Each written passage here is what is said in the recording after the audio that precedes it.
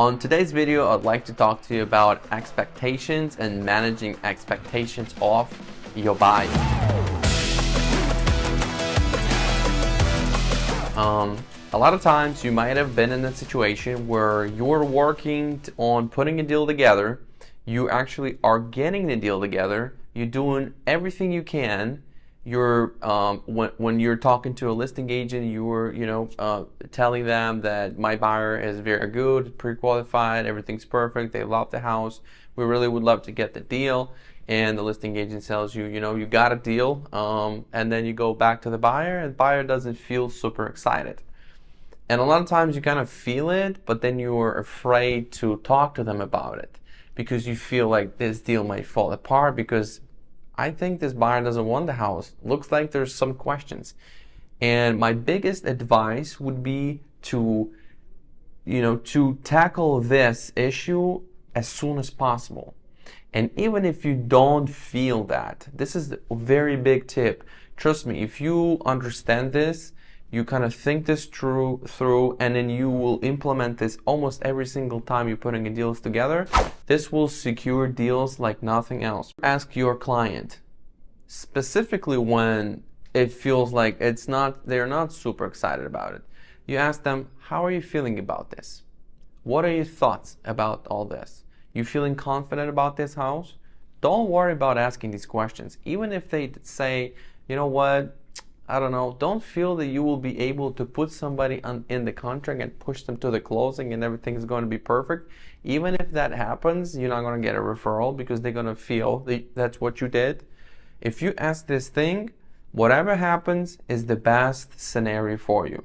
If they decide to buy, awesome. If they give you an objection like, I don't know, this backyard's a little too small, this is not something you can help them decide. This is only their decision about the backyard. But what if they say, you know what, I'm not sure if they're going to move out because there's tenants that live there. I don't know if I want to buy. We can solve this for them. We say we can put that in the attorney review. If that doesn't happen, not going to close. That's our thing, or something about closing date, whatever. Sometimes our clients have objections that are just imagination. They're just not real. There's a myth, and we can kind of help them understand that this is not what they need to be worried about. Like recently, I had a situation where one of our agents called and she said that one of the clients decided to cancel the contract because she says that in interest she's going to be paying so much money. It's like $100,000 in 3 years in interest only. And honestly, if you run the numbers, it's never going to be $100,000 on a $300,000 house. You're going to pay off $100,000 in interest in 2 or 3 years. It's not how it works. You want to try to challenge that mindset. Maybe that's the real issue, or maybe something else, and you just sometimes clients will give you that as an issue, and sometimes you have to understand that, okay, I can kind of solve this for you, but if that is not going to change your mind, that there's something else, and if you really just want to back out, no problem. But I'm here to help you make a decision. So basically what I'm saying here is that whenever you are trying to put a deal together specifically, and other stages of the deal also have this moment where you need to talk to your client, not in the real estate way, but also in how you feel way.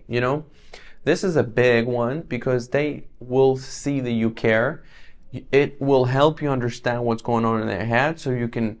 This is professionalism. This is really, really high level because nobody does this. If they don't go through trainings, they really don't dig deep into what's going on in the buyer's head. They only focused on the money. They skip this step and they're worried because then you give a client a room to move. It's a big one when you're talking to a listing agent. I would go back to the buyer and say, hey, on a scale from 0 to 10, how bad do you want this house? 6. Maybe we shouldn't put an offer. What would make it to 10? There's, still so much room to make it a 10. We should be better buying a 10. And they might say there's no basement, no backyard, the square footage is small, bedrooms too tight, things like that.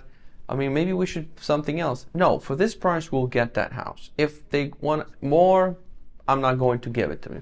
So then you go back to the listing agent, and that's not exactly how you present it, but then you keep it in mind. Sometimes the seller would say, I would like to take that, but a little higher. I would like 10 grand more. You don't tell the listing agent, my buyer told me that's it. You go back to them, and sometimes they change their mind, but you want to address that again and say, you know what?